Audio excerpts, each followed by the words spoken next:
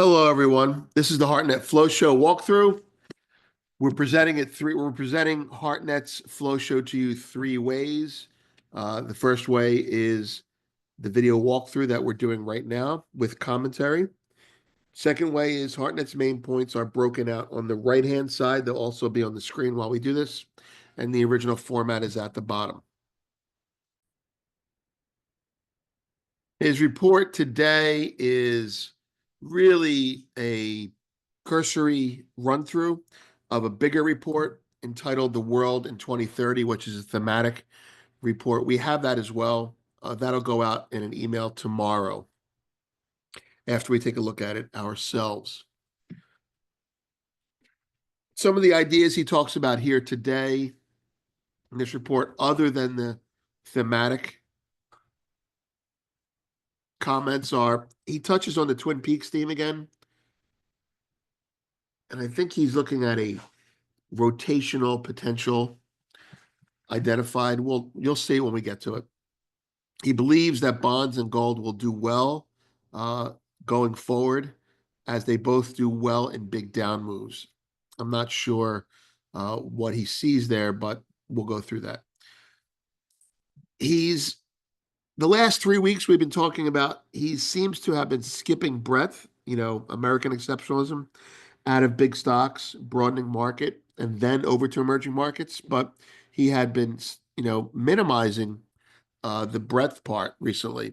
I guess he hadn't seen what he needed to see domestically. But here he is flipping on his breadth radar again. Why? Uh, I have a feeling, I'm speculating here, but the American exceptionalism theme is not going away for him. And he's probably not getting as much money going into emerging markets as he thought he would. Just going to throw this out there. It's possible that the Trump tariff risk is really preventing that. And if Trump's tariffs don't happen, you're going to see this skipping of American breadth and going right into emerging markets. But we're not there yet. For him, it seems that for this breadth being on his radar thing to bear fruit, he would need to see PMI get to a certain level for confirmation. And when you put these things together, if he thinks that we're near a bottom in bonds, if he thinks that gold's not going to be held back, and if he thinks that breadth is on his radar again, well, we're back to the BBB concept, which was partially correct last year. Bonds were weaker. For a while, they stabilized.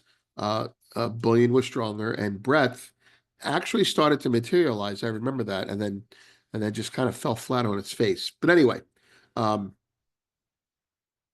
that's on deck again. And I think, with his other acronyms being so accurate last year, anything but bonds, anything but China, maybe it's time for the triple B to have its place in the sun. Okay.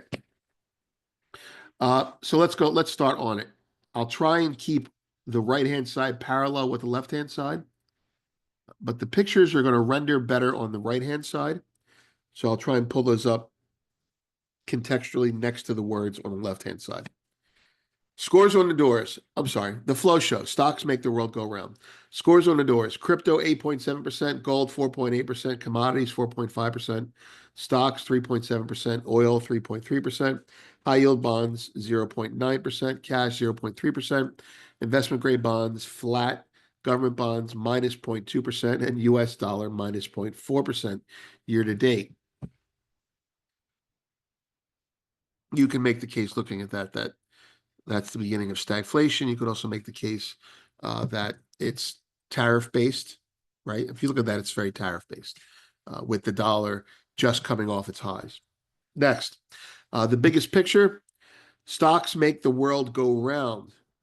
B of A private client data maps perfectly into Fed's quarterly estimate for U.S. household equity net worth, 55.7 trillion in 3Q24. Reveals U.S. equity wealth is up 1.6 trillion in fourth quarter 24, set to gain 1.9 trillion in first quarter 25. And there's the basis for your title. Chart 2, Bank of America indicates data indicates U.S. household equity net worth is up 1.6 trillion in Q4 24 and 1.9 trillion in Q1 25. He's laying the groundwork for the U.S. government to tap U.S. households to reduce the deficit. I feel it in my bones. And I think he might be right. Okay. Tell the tape. Big themes in the past 5 years were anything but bonds, ABB, anything but China, ABC, anything but populism, and artificial intelligence. U.S. monopolized global trade, decade to date, 1.2 trillion inflow to U.S. equities versus 0.2 trillion to rest of the world. Chart 3. Let's find that. There we go. Chart 3. Winners win ABC. What's ABC? That's anything but China, right? Exactly. Yeah, so there you go. I mean, if it just a quick comment on this. For the last month, he's been saying that, hey, if American stocks start to dip, you might want to have some of your money parked in emerging market stocks, potentially including China. And if you look, basically it's Europe, Japan, and emerging markets. That's what that light blue line is. If you look at, maybe that money's been going into it, but it kind of stopped in the last 2 weeks. So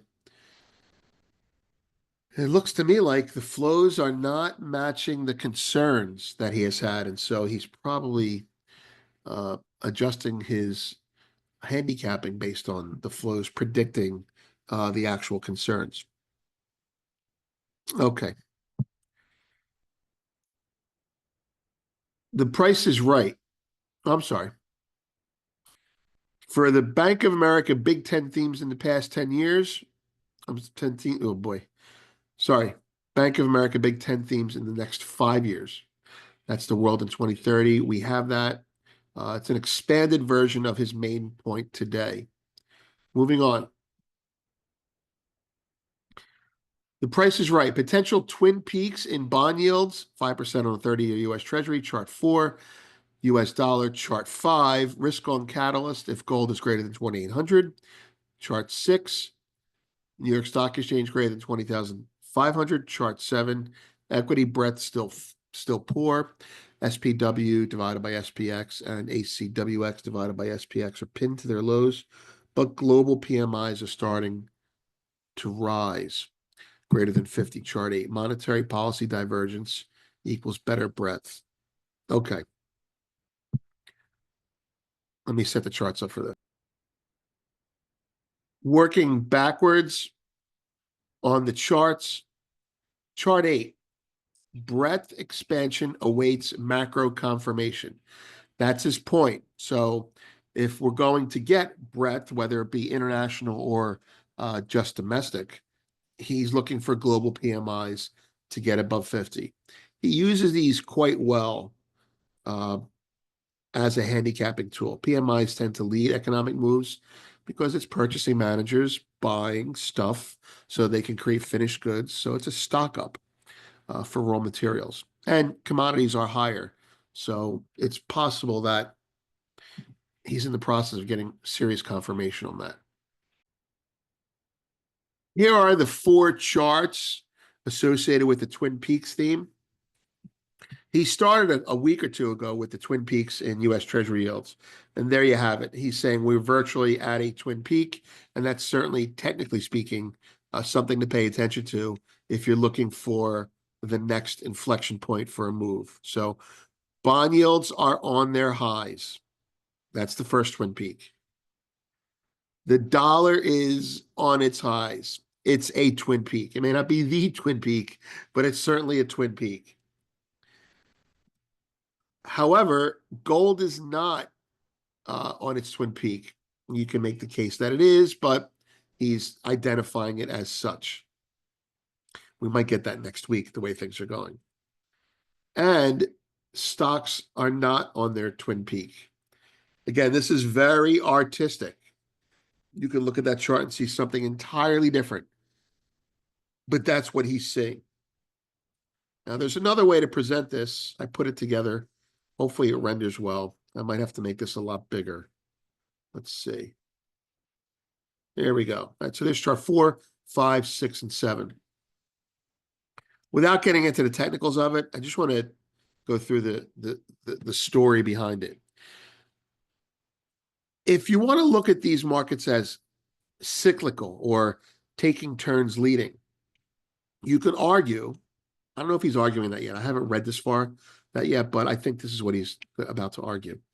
You could argue that yields are on their highs, right? He is bullish on bonds. We know that. That's your left chart. The dollar, if yields are on their highs, the dollar is definitely on its highs. Okay?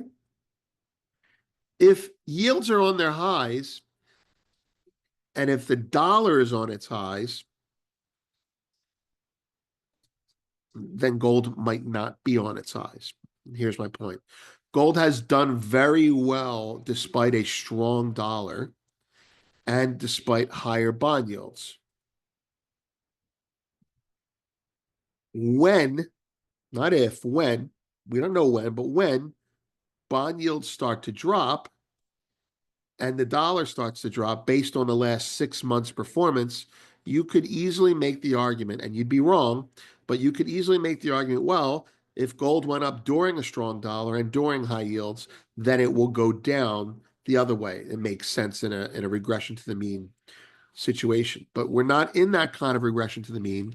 And I'm going into detail on this because I want people to understand that this is all tied to correlations. Correlations have been argued to be broken between gold and the dollar, have been argued to be broken between gold and yields. That's not true. Correlations, we've argued correctly with corroborating evidence from T.S. Lombard that, and Goldman Sachs actually, correlations are resetting, right? The market is resetting. Gold is a resetting market. Now, why is that important? It's important because when correlations are resetting, basically the beta is going to one side, not the other. So, for example, using the dollar and gold only, when the dollar drops, gold used to go up. And now the dollar is rallying and gold is going up. So, therefore, shouldn't the dollar dropping be bearish for gold? Well, yeah, you could see that in a normal correlation environment, but we're in a secular sea change, right? The world doesn't want dollars despite the strong dollar. The world is offloading dollars despite the strong dollar. The government is eating them up. And every dollar that the world is selling, 10 cents of it is going into gold, as evidenced by treasuries.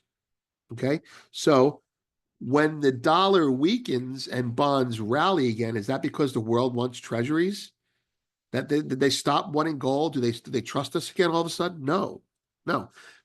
That's because the Fed is going to be moving rates. And so what'll happen is the correlation that broke with the dollar going higher, meaning gold went up with the dollar going higher, will reassert itself in spades if the dollar goes lower. So if you want to look at it geographically, half the world was buying gold when the dollar was going up because they didn't give a shit about the dollar. They're not buying gold because it's of its relative price in dollars. They're not buying gold for its convertibility potential into dollars. They're buying gold because, I'm sorry, they're selling dollars for its potential convertibility into gold is what's really going on here. So that's what the the eastern side of the world was doing. The western side of the world, the U.S. and the G7 and the neo-Keynesians, of which we all are, whether we like it or not, we're neo-Keynesian influenced, said, well, shit, I'm not going to buy gold with the dollar expensive. The dollar's doing well. I don't need to buy that much gold. Okay. Well, what happens when the dollar weakens? Will the East stop buying? Well, they may not care about the dollar, but they may buy more. What will the West do? Well, the West, neo-Keynesians that we are, will say, oh, the dollar's weaker. Let's buy gold because it's a hedge for inflation. So bringing that all together, bringing it back to this. If chart 4 is right and yields in the Treasury have peaked, And if chart 5 is right, because they're definitely still correlated, the dollar has also peaked, then gold has not peaked yet. If the dollar cracks, gold's going to run. And it's not necessarily going to run because China is buying gold and selling dollars, although it could be. It will start to attract much, much more Western money. Now, we saw a slice of this heading into the election as ETFs returned to gold. The dollar during that time was a little bit weaker, and gold went up during that time. The point is, the West needs a different catalyst to buy gold than the East, and that's what's happening. Chart 7, no twin peaks in stocks. All right. I'm spending a lot of time on this, but I think it's important because it's a theme that's going to keep coming back. Here we go. If the dollar is on the highs and the dollar goes down, then gold goes up because it's priced in dollars. Then stocks go up because they're priced in dollars. Okay? Now, if yields are dropping at the short end, at the Fed funds rate, he believes there's a chance, although I don't think he's married to this yet, that yields are also done. Meaning, if the dollar has peaked, whether it's because of Powell easing, okay, whether it's because of the deficit magically going away, whether it's because of any other reason, as long as we're not having a banking crisis and Trump isn't perceived to be overspending recklessly, then yields are going to drop. And so you're going to get good old-fashioned QE behavior. Even though it may not be QE, it's going to be QE. You're going to have the deficit. You're going to have QE making bond yields drop. You're going to have QE making the dollar drop. You're going to have QE making gold rally. And you're going to have stocks rallying on QE. Now, I'm not saying it's QE. I'm saying it's the same effect as QE if he's right. And what do I think is going to happen? And no one asked, but I think I don't know about this. I really don't know about this, right? I mean, so much of this is dependent on Trump and tariffs and taxes and deficit spending and how the population and Congress reacts to it. But I do know this. I'm pretty sure this. If the dollar starts to drop, then gold's going to rally more. Stocks should rally. I don't know. I'm not an expert in that area. Now, bonds for me are a kicker to this scenario. If bond yields rally as the dollar drops, that's very bad for the US. And that makes gold rally more because they go from rallying gold because the dollar's weaker to rallying gold because the deficit's out of control. If, on the other hand, bond yields drop as the dollar's dropping, then gold could rally, and it could rally a lot. I mean, Hartnett is like 3,000, 3,200, something like that. But if bond yields drop because the deficit is under control, well, if the deficit is under control, then that kind of takes a leg out of gold's upside. Sure, it'll rally because the dollar's weaker. That's inflationary and bullish. But if bond yields are dropping, then that whole I'm worried about the deficit thing takes a back seat. So I know this is going to happen. This correlation will happen. I don't know that the dollar is going to drop. I think it will, but I don't know it. I actually want to see, for gold's sake, not for my country, I actually want to see U.S. Treasury yields go up at first and then go down. That's what I want to see. Anyway.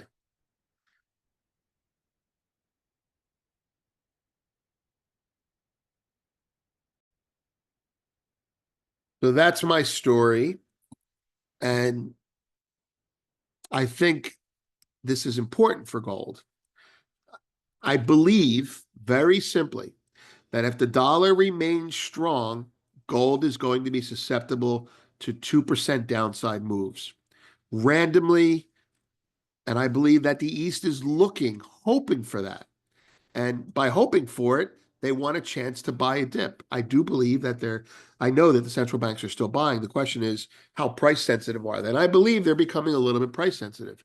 They're buying dips. There's no deadline, there's no election. And if Trump caves on tariffs, you might get that 2% down day with a 5% down week. And I believe that's allowing the China, for example, to be a little bit more patient than they were, even though they are in the market they're buying it. Like at the current prices, they're basically buying it. Uh, so that's that's a situation. If the dollar weakens, however, China will no longer afford to be patient, not because they are personally panicking, but because two reasons. One, the West will be buying gold if the dollar weakens. That will force China's hand. And here's the other reason. I haven't thought this through enough yet, but it kind of goes like this. If the dollar's weak and China is tying the dollar, I'm sorry, it's tying uh, the yuan to the dollar loosely. Well, as the dollar weakens, the yuan weakens. They're going to have to rush in to buy gold before it goes up in price. So I think a weaker dollar is really a catapult for gold this time around. All right, next. We just did the prices right.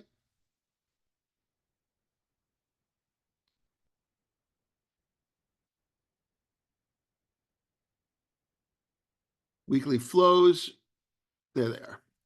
61.1 billion to cash, 13.4 billion to bonds, 5.9 billion to stocks, 4.1 billion to crypto, zero point 0.5 billion to gold. Anytime it's positive for gold, that's good, right? That's ETF money coming in. That's US money coming in. And that means the election hangover is over. People are back to buying gold again. The question is, will they buy more gold or less gold when crypto crashes? Because crypto is bound to have one of those crashy weeks. Uh, Flows to know. Crypto, second largest weekly inflow on record, 4.1 billion. High yield bonds, biggest inflow in 9 weeks. That's people chasing returns. Bank loans inflows past 16 weeks, 2.2 billion in the last week. Uh, Bank loans are a sign of inflation. Materials, third weekly, third largest weekly inflow ever, 4.6 billion. All right, so there you go. I mean, this is inflationary.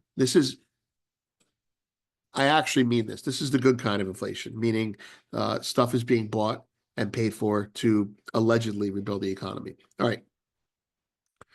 Uh, Private clients, 3.9 trillion assets under management, 63.2% to stocks, 18.8 billion to bonds, 11.2% to cash. Note, contrast in position in Magnificent Seven stocks, 430 billion versus 9 billion. All right. This is his point that there is conventional wisdom out there, and we probably all feel the same way. Well, most of that money in cash goes to stocks. If it comes out of cash, it's going to go into stocks. Well, he doesn't believe that's necessarily the case anymore. So that's what he's going to get into. You can read this part here, but he touches on a little bit more of that.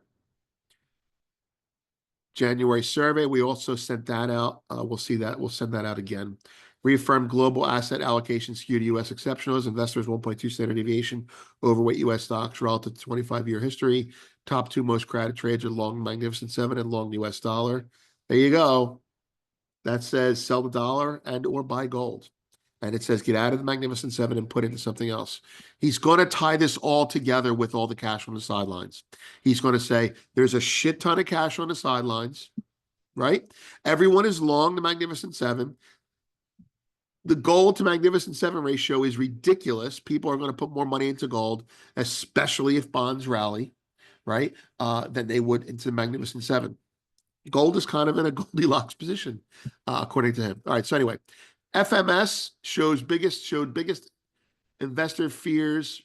That's the January survey, where tariffs and disorderly bonds both allayed for now. So AA stays risk on. Asset allocators stay risk on. Right. That's like their black swan thing. Their biggest fears were tariffs and disorderly bonds. and their biggest upside was, I forget what it was, but it was there. All right, so here we are. We're into the main section now.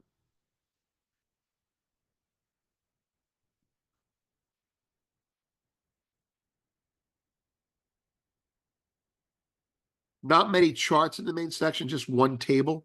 He has a lot of charts in the other report. Uh, Again, we'll share that in a subsequent post. I personally like these a lot, not just for entertaining reading, but this type of work by Hartnett and by JP Morgan last year, or I'm sorry, 4 years ago, gave me the ideas to buy chips.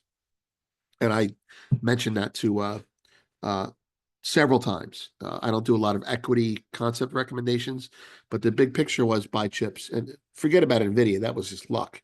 But buying chips are money.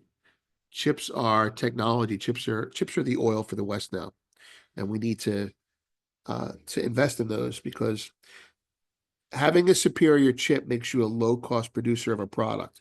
Being a low cost producer of a product allows you to grow your economy, help your people, and punish those who are still doing it the old fashioned way.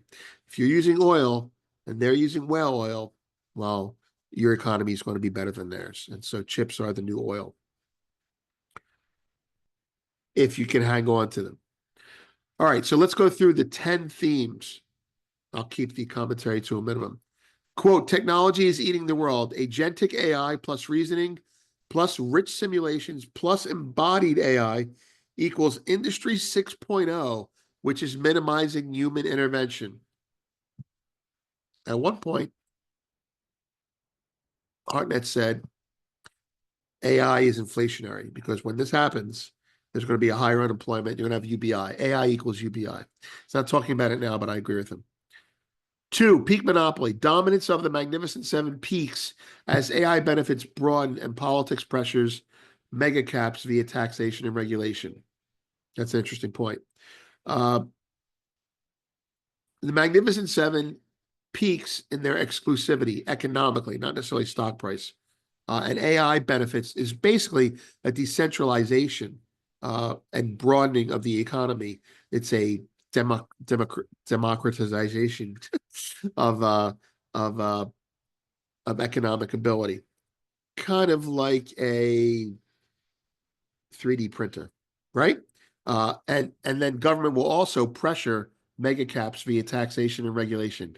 I firmly believe that faster and quicker under Democrats, you would think, but mega caps are tech. And while Trump may embrace tech as a tool, he does not like tech because he views it as a replacement for finance, and he does not like finance and basically any intermediary. He doesn't like rent seekers, right? And to him, big tech is a rent seeker unless it has a vision.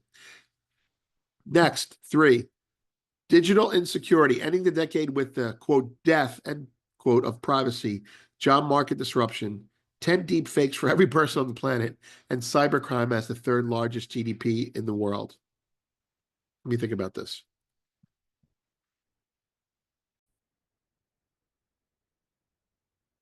He's going to be recommending cybersecurity companies. That has to be where this is going, right? I have a cousin, a young cousin, like a nephew almost, we'd say. He has a degree in cybersecurity or the affiliated technologies to go with it, and I've encouraged him in the few times that we've talked about it very much. And there you go. He's going to do very well in this. Number four, more exponential growth of tech requiring more resources like infrastructure, compute, bandwidth, capital, human capital, energy, water, skills, and data centers. Let me think about this. More exponential growth of tech requiring new resources like infrastructure, compute, bandwidth, human capital, energy, water, skills, and data centers. All right. This is infrastructure, right? And natural resources. This is the good inflation. So it's basically more of everything. I want to circle back to digital insecurity um, and say hello to Nicholas. Um, in people are going to spend a lot of money to retain or regain their privacy in an intrusive world, uh, or a more transparent world where, you know, your people are going pro invasion of privacy people are going to government people are going to rationalize it as saying, hey, it takes a village. And in the old days, people didn't have privacy and it helped to keep them honest with each other. And that privacy itself is only a 20th century phenomena, and that it's short and fleeting. Uh, that's actually the debate.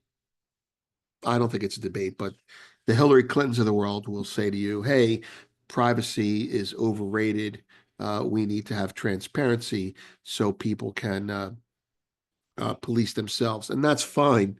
You know, in a community, that's what a neighborhood watch is. But when it's the government doing it, that's a completely different idea. Anyway, the point of the digital insecurity, and my comment directed towards Nick and people like him, is both sides are going to demand this type of work. Uh, Private people will want to remain private, right? Government will want access. So, as a cybersecurity person, you're going to be with a foot in both worlds and have opportunities on both sides of the aisle. Uh, if you look at these two and take these two together and more, this is the inflation and building. This is the intellectual capital. So number three and number four and other things I haven't gotten to yet uh, are going to be complementary. We need to build, we're not building factories, we're building data centers, right? We're building information highways or whatever the heck you're using for cybersecurity, probably Five Eyes type material. On the other hand, you're also building something physical for people who want to retain their privacy. I don't know, maybe it's a copper fence around your house. Who knows?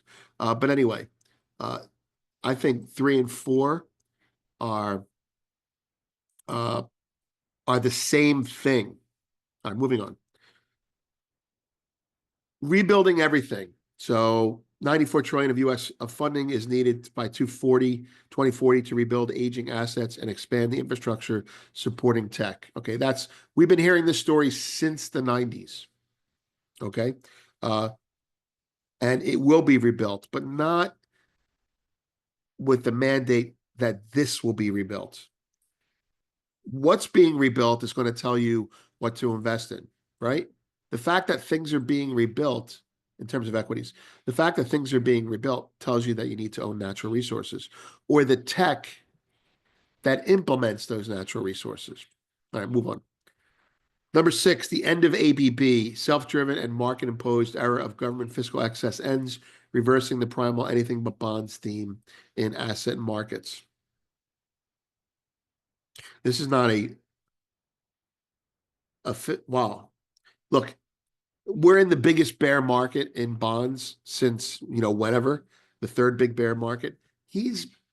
If this is a macro comment, then I agree with him. But if it's a thematic comment, then if he means this thematically for the next 5 years, then on some level he's saying that AI, uh, technological advances are going to make bonds scream higher.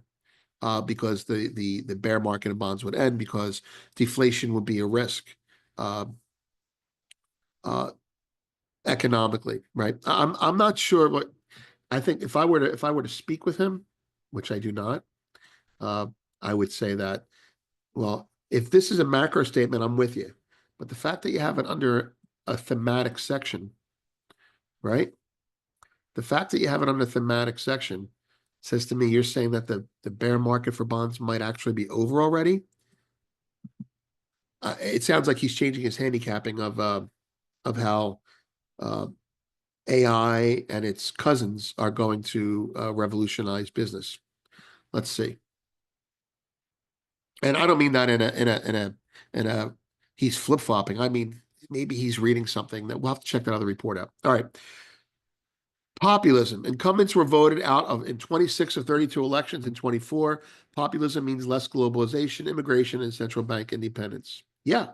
I mean, populism is mercantilism. Populism, it's not mercantilism, but populism on the right is mercantilism. Populism on the right is nationalism. Populism on the right is, if it goes bad, racism, um, uh, xenophobia, and eventually war. But it doesn't have to get that far. You know, separate but equal is a term that was used to describe racism. You know, like blacks are equal to us. We just want them separate, that type of thing. But separate but equal is the Rat Pack. Look at the Rat Pack. It's a diverse. That's true diversity, where you can respect each other's differences and still find common ground. DEI is not diversity. DEI is bullshit. All right. Uh, my opinion. War and peace, protectionism to continue, but forever war is set to end, and America First policies to spur Asian and European stimulus from. Yeah, that's optimistic. I agree with that.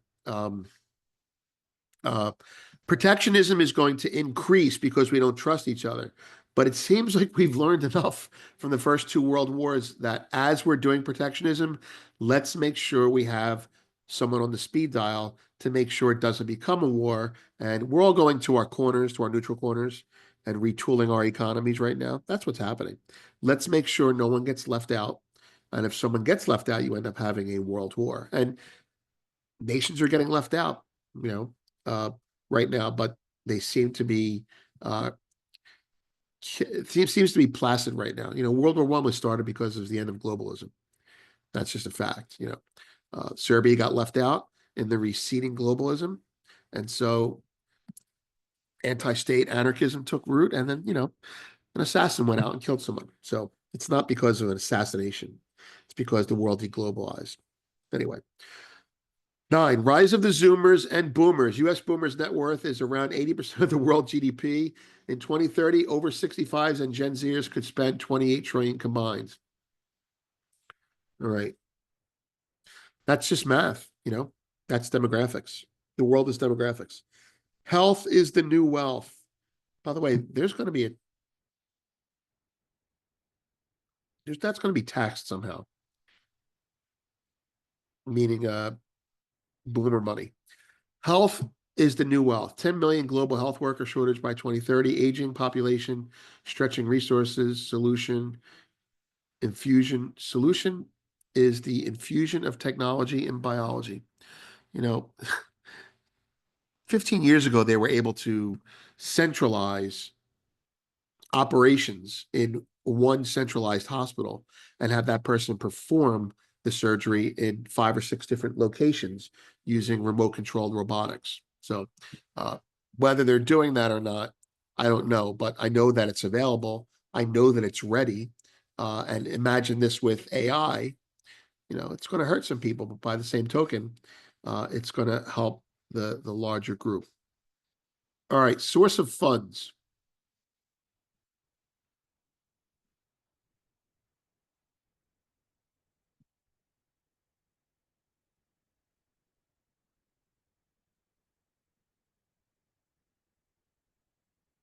Conventional wisdom is money market fund assets are a big 2025 source of funds for risk assets, meaning stocks.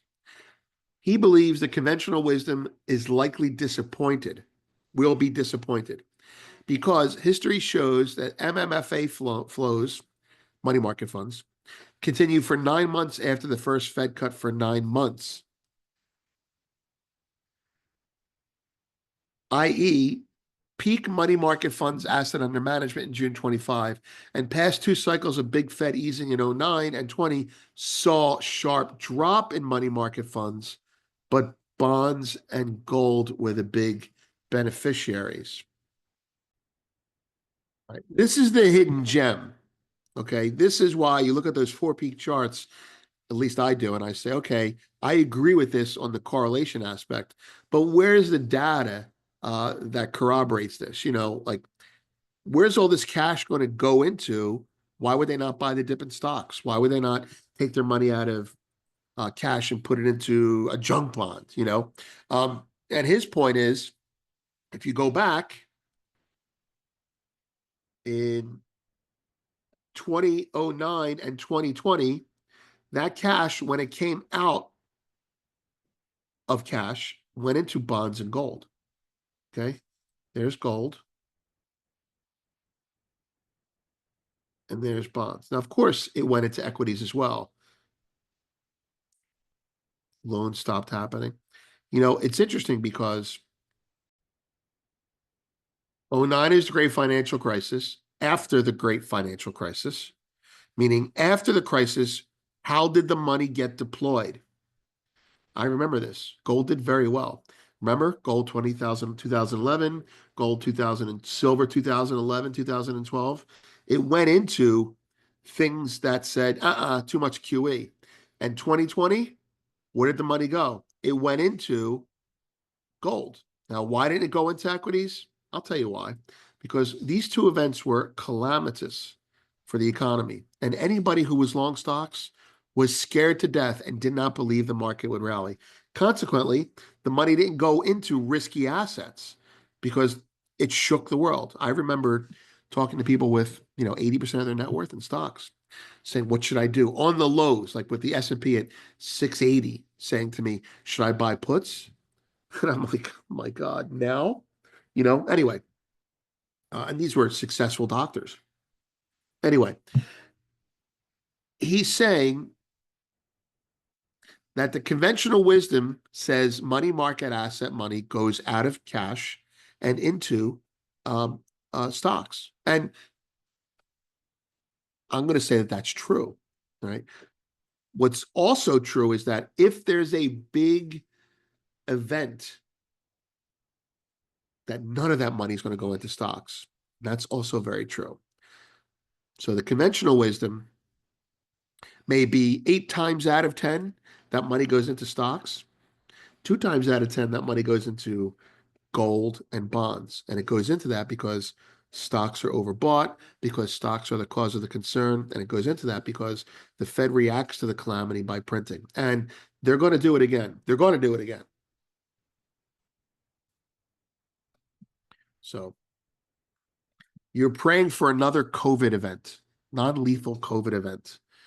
You're praying for a great financial crisis for everyone who's bought their houses with mortgages at 12% and not you with your mortgage at 3%. Anyway, I mean, that's it. This is it. The conventional wisdom is wrong. Now, I don't know that he's predicting a crisis. How could he be predicting a crisis on one hand and at the same time predicting uh, a boom in the economy? Well, there is one situation that does that, and that is if AI were to get implemented tomorrow to its full potential, the crisis would be the unemployment rate would go to 20%, and we'd have to spend money on UBI. So what would happen to stocks? They could go up. They might collapse because no one has any money to buy anything anymore. All right, moving on. Next part, unconventional wisdom. And here it is. Here's the Bank of America sales pitch, and I say this nicely, not cynically. Housing is a source of funds for both stocks and crypto. U.S. housing affordability index hovering at 40-year lows. U.S. home price to rent ratio close to all-time highs. Chart 11. Median age of U.S. first-time home buyer, record high 38 years old, was 29 years in 1985. Housing unaffordability. Millennial and Gen Z, quote, can't buy a home. Liquidity recycled into risk assets. I'm going to come down and argue what they're saying here for them. I'm not a paid sponsor. Uh, but this is really important, and I think it's something to look for. First off, just up front, Bank of America is advising, I believe, is advising the government on a new type of product, a HELOC enterprise. So Fannie Mae, Freddie Mac, Ginnie Mae, a corporation that government sponsors home equity loans. Now, that's the first part of it. The second, so it would be a government regulated home equity loan. It would be like a Fannie Mae or Freddie Mac situation. That's part one of it. Part two is you would be able to get the home equity loan. I'm simplifying it greatly. You would be able to get the home equity loan and use that money to buy US government bonds. Now, how the details of that work, I don't know. I could look it up.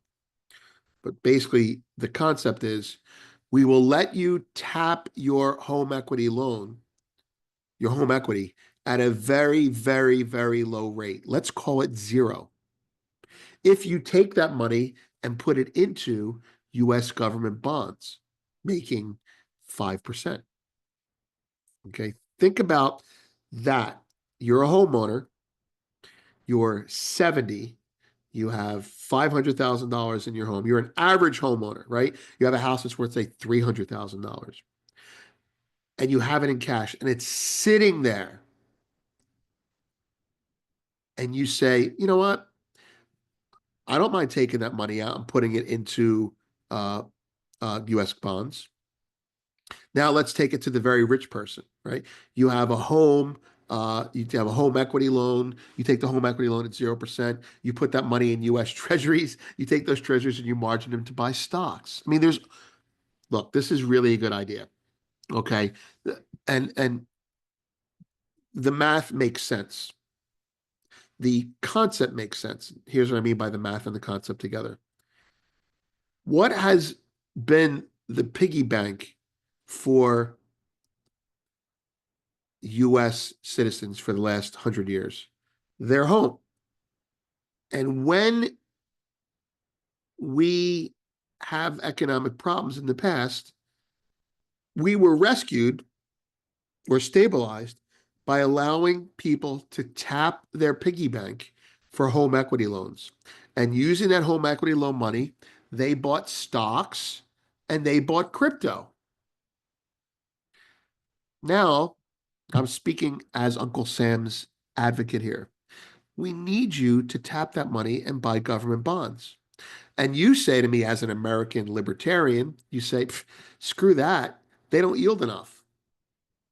And if we were in an authoritarian or, fascist country, we'd say you will take your money out of your home and you will buy our bonds, or you will go to jail, or we'll just confiscate your home. But this is America.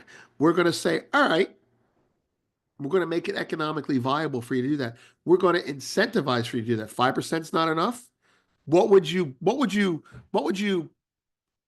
make you put your money into US bonds? And the capital L libertarian like myself says 10%. You say, well, we're not going to do 10%, but we're going to give you 5% tax free. You like that? Yeah, I like that. Okay. So buy American. You appeal to the economic side of the situation, simultaneously appealing to the patriotic side of it. It's a 21st century version of buy American, buy war bonds. We need to rebuild this country, and the biggest piggy bank that we haven't tapped for rebuilding the country is the US home equity market. Now, the legitimate pushback to this concept is very simple. I don't want you to tell me how to invest my money. I'll just leave it in the house. Uh, I don't want to get involved in the government. And you know what? That's really valid. And a lot of people aren't going to do that. But the government's going to make it economically difficult for you to do that. They're going to give you tax incentives. They're going to be tax breaks. They're going to do something to make the government-sponsored enterprise, the GSE, that's the term that Bank of America has used in the past, HELOC, to work. Now, think about the culture of government, right? This is the cynical part. Culture of government has always been about kicking the problem down the road or getting the people to pay for it one way or another. This appeals to them. It's actually, on paper, what little I know about it, it's win-win, right? I mean, you're the government. You're saying, you know what? We gave you the incentives to buy homes, and now we need to borrow money from that home, but we'll pay you for it. It's kind of free enterprise. It's kind of capitalism, you know. I don't mind it. Anyway, um,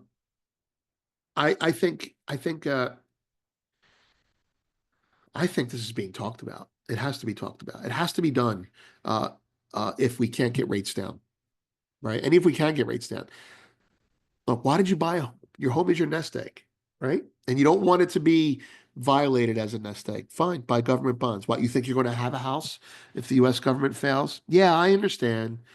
The bonds will be a bad deal. There'll be raging inflation. But you know what? There's no taxes on the money that you're spending. I'm making that part up. I don't know. You know what? You still own your house. You're still living in it. No one's going to come and repossess it. The U.S. government's not going to repossess your home.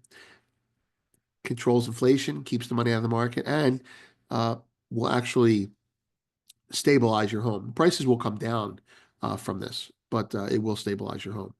Anyway, Wall Street will like it too because that's a new product for them to trade. It may not, it may not work, but I don't think it's a horrible idea. Where else are we going to get the money? See, look,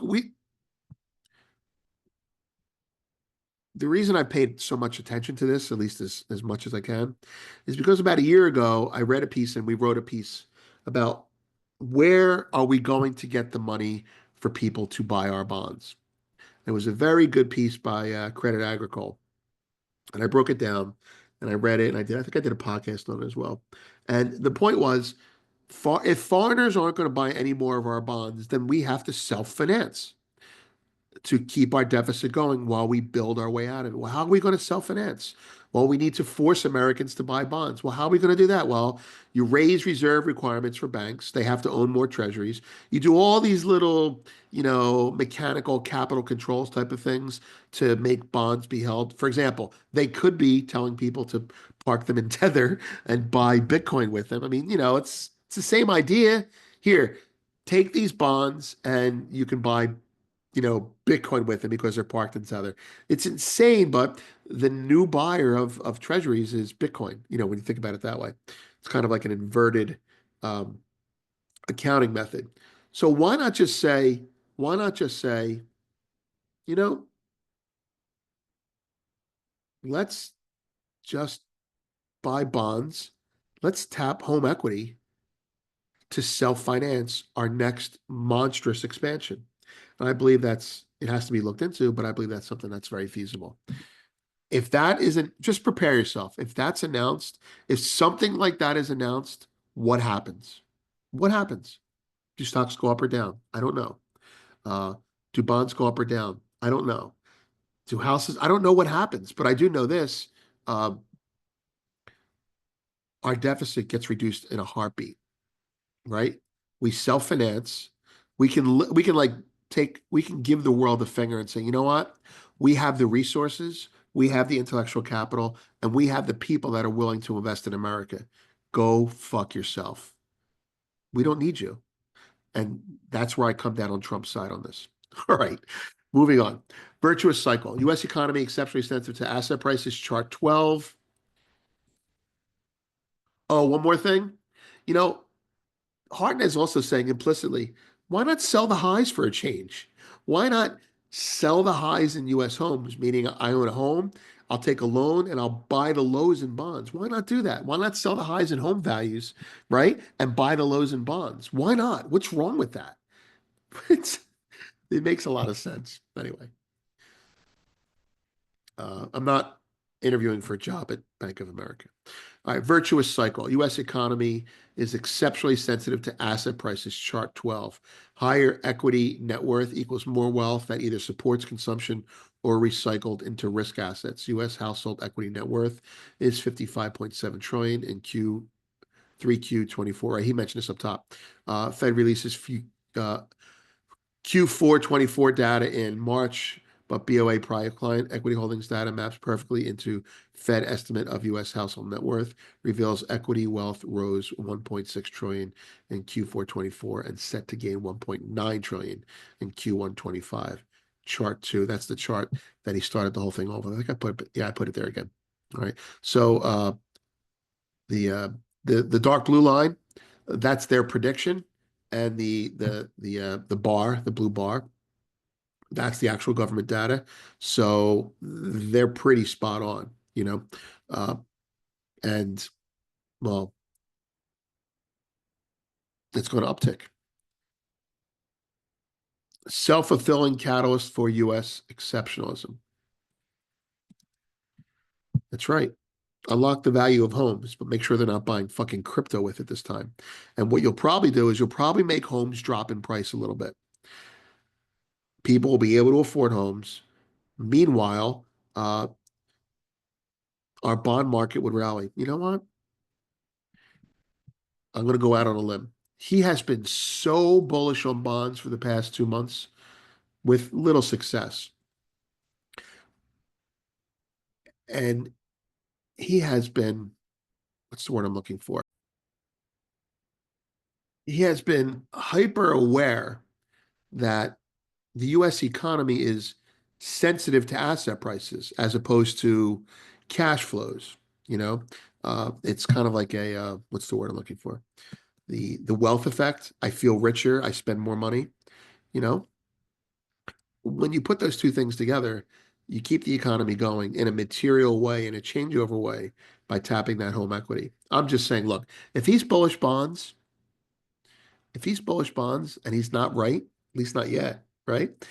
And he's still hammering it, and now he's bringing up this this government sponsored HELOC concept again indirectly. I think it's being talked about. I'm just saying, I'd be a buyer of bonds for like a 2 year hold for this, even though we're in a bond bear market, so I could be completely wrong. All right. Oh, also he's flipped. He was like, "Oh, U.S. exceptionalism isn't going to happen anymore. People are going to put their money in emerging markets." He's not saying that anymore. He's saying U.S. exceptionalism will continue, but I think for a different reason down the road. Anyway, I'm a big fan of this, uh, and I like the fact that he likes gold through all this. All right, what's next? Well, that's the main body, right? Some cool charts. Chart work is nice, labeled very well. Thank you very much, whoever is doing that work over there. Okay, here we go. Technology is eating the world. Here's the themes and the beneficiaries, the broadly speaking beneficiaries. Technology is eating the world is the theme. The beneficiary is tech, hardware, semis, telecom, equipment, and cloud. Peak monopoly, meaning the peak in the Magnificent Seven. Equal weighted equity indices, value stocks, international stocks. So there we go. The value stock thing again. Hopefully he's right. And international stocks, right? So basically, he's saying, hey, a broadening of the market, domestically and international. Digital insecurity. This is for Nick. Cybersecurity and cyber insurance. Those are the businesses and the stocks to own. Get a job for the government and buy those stocks, and you'll be fine, kid. More semis, tech hardware, data centers, energy, grid tech, energy storage, communications. Wait, let me stretch this out a little bit here so we can get all the words in. Oh, there's a lot more words.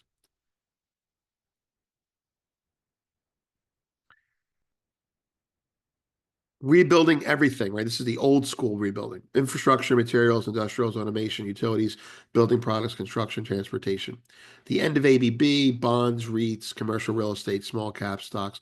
Why would he be saying the end of ABB? Why would he be so bullish on bonds unless this HELOC thing was happening? I don't know. I could be wrong, but I think I'm going to put my money where my mouth is on this one. Populism, tips, gold, crypto, Main Street consumer stocks, European and Asian defense stocks. Populism. Buy inflation protection.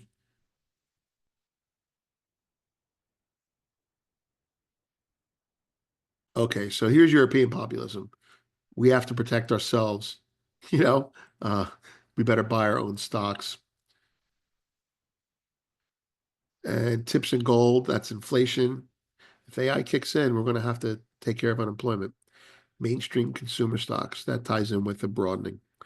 Next, war and peace, commodities, China and European equities, space exploration. That's pretty simple. These two here are mercantilism, protectionism, right? And as China and Europe get their shit together, buy their stocks. Space exploration, it's interesting that he put it in this category. But The space race, the colonization in the world. We're in a colonial age again.